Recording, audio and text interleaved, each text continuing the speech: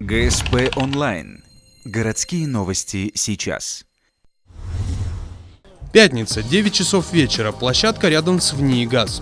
Отсюда стартует велосипедная экскурсия по знаковым историческим местам Ухты. Главные организаторы – общественники из проекта «Будь готов» и Краеведческий музей. Участников более 2 десятков, есть как молодежь, так и люди средних лет. Велотур такого формата не первый в своем роде. Несколько лет назад состоялась первая экскурсия.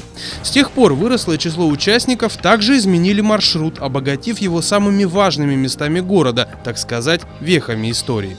Знают основные памятники, но не знают историю возникновения. А это очень интересно и достаточно полезно для того, чтобы двигаться в будущее, знать свою историю своего города. Причем, несмотря на то, что у нас в Ухте всего лишь 70 лет, у нас очень много чего интересного, что можно узнавать и что действительно наше поколение, например, уже даже не застало эту эпоху.